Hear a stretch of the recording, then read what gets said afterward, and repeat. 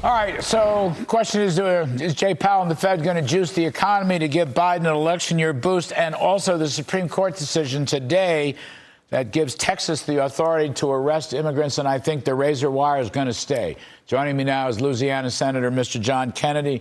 Senator Kennedy, we really appreciate you coming on. I want to start, sir. I know you have the Laken-Riley Act, which is very important, and related to that, Supremes today, as you probably know, at least for the short run, are letting the Texas authorities continue to arrest illegal migrants and leave up the barrier, the barbed wire or whatever the wire is called.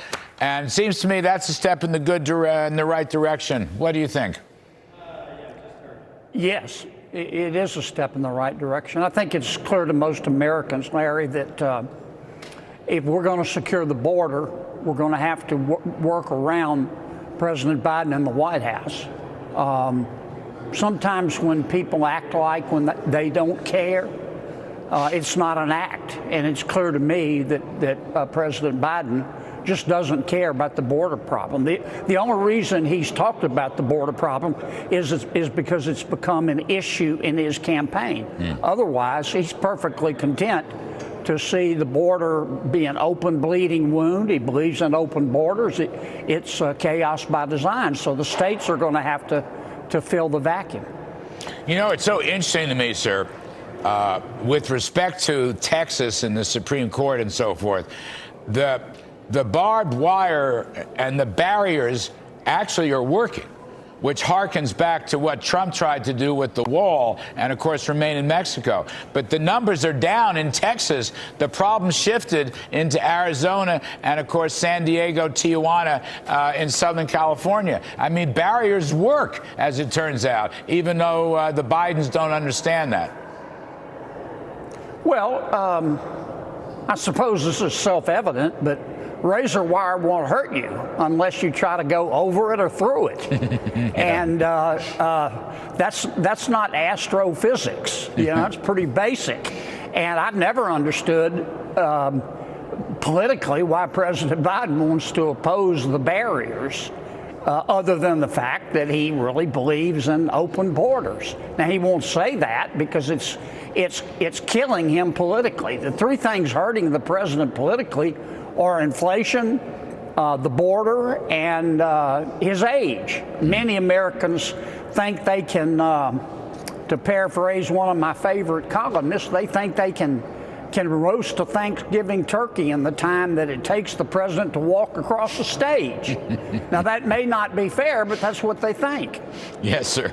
I hear you.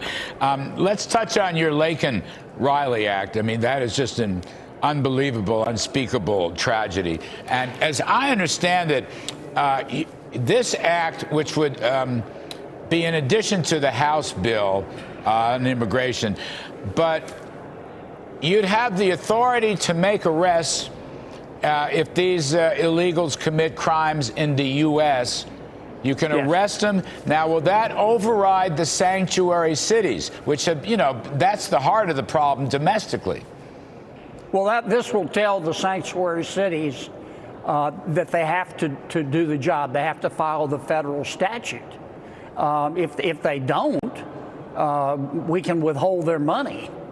All the Riley Act does is say, look, in Ms. Riley's case, this illegal immigrant was caught shoplifting, endangering a child. They let him go. Local authorities let him go when he killed Ms. Riley. And our bill would say no. If you're here in the country illegally and you shoplift or commit theft or something like this illegal immigrant did, you have to be arrested and turned over to ICE. Yep. And ICE deports you. Yep. You don't have rights if you're the same rights as an American if you're here illegally, although some of my Democratic colleagues call folks who are here illegally undocumented Americans. They're not undocumented Americans. They're foreign nationals, and they're in our country illegally. They're illegals. They're illegals. We used to call them illegal aliens, for heaven's sakes, instead of going soft.